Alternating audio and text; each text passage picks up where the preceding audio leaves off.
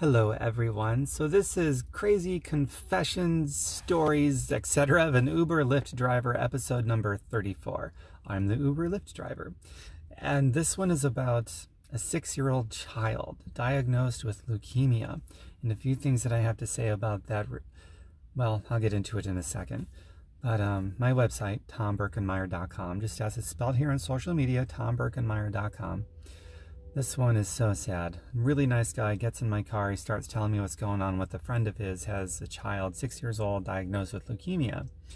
And so all of that family's energy and effort should be put into the treatment, right?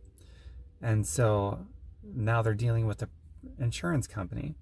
Now they have insurance. And I had to ask because it's like, yeah, so far we're on the hook for like they're on the hook for like well over $10,000. And I'm like, do they have insurance? And he says, yeah, they have insurance. And, you know, they're covering it, kind of covering it. And it just started, and they're already on the hook for over $10,000. And obviously that's going to get much greater. And that's with insurance. So this story, there's a couple of things that obviously I'm thinking about. One, dear God, you know, first and foremost, I hope this kid is okay. Typically at 6 years old, you know, you got youth on your side. Even if you're not eating healthy food and you're eating whatever your parents feed you, which in most families is going to be garbage, that does cause problems. But at 6 years old, it typically doesn't happen yet. But it did for this child. And I have no idea what their lifestyle is like, so I'm not saying anything specific about this family, but the macro picture, the average family eats horrible food that does cause disease, and it's not a real big mystery as to why so many people are sick. But at 6 years old, usually got youth on your side. It's just so heartbreaking. And no matter what treatment they go, well, I already know they're going the medical doctor treatment route, but no matter what, I hope it works out and I hope the kid's going to be okay. So back to the insurance thing, I'm absolutely going to leverage this, as well as, man, there's millions and millions and millions and millions of stories out there about how deeply immoral and vile our for-profit healthcare insurance system is in this country. I'm an ardent supporter of Medicare for all, and this story represents tons of other stories as to why we need Medicare for all. And a Medicare for all scenario, this kid, this family, there would be no expenses. It would all be covered 100%. There would be no monthly premium, there would be no deduction, there would be no copays. The only cost that there might be would be on prescription drugs. But even that would be capped at no more than $200 per year. That's under the Bernie Sanders legislation for Medicare for all. So the only cost would be $200 a year maximum for prescription drugs. Everything else is covered, free at the point of service, covered by our tax dollars. And then a common thing you'll hear against it is, well, how are we going to pay for it? Well, currently over the next 10 years, we're going to spend, I believe it was $49 trillion on healthcare. Well, with Medicare for all, it would be $32 trillion. So you replace the $49 trillion with 32, and that's approximately a $17 trillion savings. So how do you afford it? You take that same money that we were going to spend anyway, but we spend less of it. We spend $17 trillion less of it. So that's a no-brainer. Whenever you hear a politician or a media pundit or anybody say, oh, it's going to cost $32 trillion to do Medicare for all, finish the sentence. Finishing the sentence looks like this. Medicare for all is going to cost $32 trillion, but it's replacing $49 trillion that we're already spending. $17 trillion savings. It's not in addition to. When somebody cites the $32 trillion figure of the cost, without mentioning that it's going to replace, it's not an addition, it's a replacement. We're saving money. They're lying, so don't let them lie to you anymore. Or it could just be somebody who's genuinely misinformed, so we've got to inform. And so far, I've done tons of videos on this, so I'm not going to go over everything. But so far, all of the arguments that I've ever heard against Medicare for all, they're arguing against a boogeyman that doesn't exist. I've never heard a criticism against Medicare for all that actually represented what it was. Like if somebody had a difference of opinion about what it actually is, I can stomach that. That's fine. We can have differences.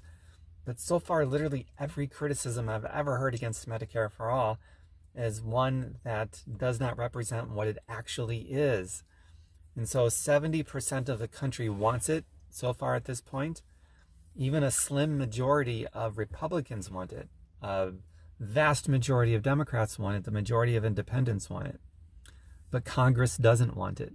So why doesn't Congress want it? Because almost all of them take bribe money that's been legalized from the for-profit health insurance companies and the insurance companies, the drug companies and the insurance companies. I think I worded that weird. But almost every member of Congress, including our current president, takes legalized bribery from the companies that make up the private for-profit drug industry and health insurance industry. So they're working for those people. When those corporations make those bribes or donations, because they're really bribes, they have a fiduciary responsibility to their shareholders to turn a profit. They give that money away to them as an investment. They want a return on that investment. So Medicare for all is not a law of the land yet, because it would obviously take away their profits. That is the only reason we don't have Medicare for all. Something that's 70% popular. And as more people learn about the truth of what it actually is instead of what it isn't, it's not a mystery that it becomes more popular. And as more and more people are victimized by it, like the 6-year-old's family, the more and more Medicare for all becomes more popular. So fiscally, if you don't care about the morality of it, if you're someone that doesn't care about the quality of human lives or lives period, because people die from not having access to basic health care because they can't afford it. Let's say you don't care about that and you're just about the money. Well, then you have to be for Medicare for all because it saves $17 trillion. And let's say you're a good person and you do care about the morality of it all, about people, you know, the nerve of somebody getting sick and then they die because they can't afford it. Or they do have insurance coverage, but it's not really coverage because they're still out tens of thousands of dollars or more. I mean, Medicare for all is the way to go. There is no argument against it that makes any sense, whether you're coming from a moral standpoint or a fiscal standpoint or a freedom standpoint. Yeah, that's the other lie that's been perpetrated by the industry to protect their profits, is that it takes choice away from you. No, what we have now is taking choice away from you. If you don't have the money, even with insurance, you may not be able to get something that you need to get done. So your choice is taken away because you have the nerve to get sick and not have the money to cover it. And choosing your doctor, no, you don't get choice over your doctor with what we have now. You have to stay within network. And maybe 1 year your insurance provider changes the network up a bit and now they no longer accept your current doctor. Now you got to change doctors and you lose your choice to keep the doctor you like. Well, with Medicare for all, that opens up all freedom and all choice. There is no in-network, out-of-network. The whole country is the network. You can choose whatever doctor and hospital you want to go to, and if you want to change, you can change, but it's your choice. So don't let people get away with lying to you, telling you that Medicare for all is anti-choice. No, what we have now is anti-choice. Medicare for all is for freedom. So if you're coming from a freedom perspective and you want more options, Medicare for all is the only option for that, to make that happen. Fiscal, well, you're saving $17 trillion. And everything else I've been talking about, to making videos about for years about it. And so I'm making this video because I want to do my part to perpetuate Medicare for all into the law of the land, because the end result of that, the real reason why I'm doing that, it's going to save the lives of somewhere between 30 and 45,000 people every year die because they don't have coverage to get the medical help that they need. So that's the end result of why I'm making this video. Also, not just that, but to protect the bankruptcies. The overwhelming majority of people that declare medical bankruptcy have health insurance. So why the fuck does health insurance even exist if it's not going to cover you and protect you from medical bankruptcy? The minority of medical bankruptcies come from people that don't have health insurance. Most of them come from people with health insurance. That makes no sense that we have it.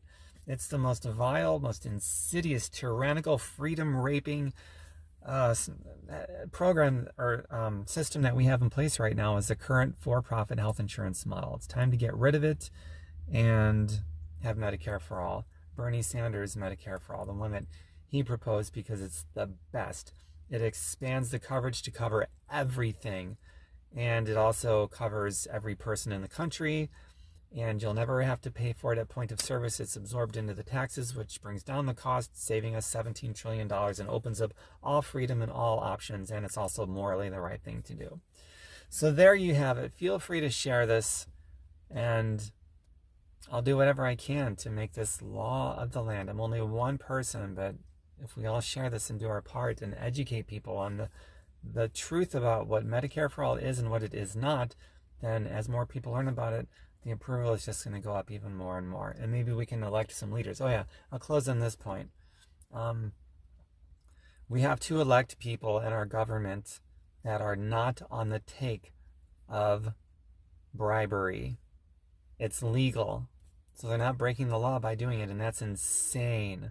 One reason I love Bernie Sanders, and generally the few people that don't take any corporate PAC or lobbyist money, is they're in favor of changing the law to criminalize these bribes and the revolving door. So we have to vote for those people.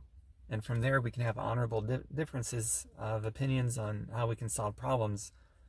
But until then, it's really not an honorable difference of opinions on how we solve problems. If somebody is on the take, they're corrupt. And there's nothing honorable about that. I don't want to come together with those people and hold hands and sing Kumbaya. So let's start voting for politicians that are not taking bribe money.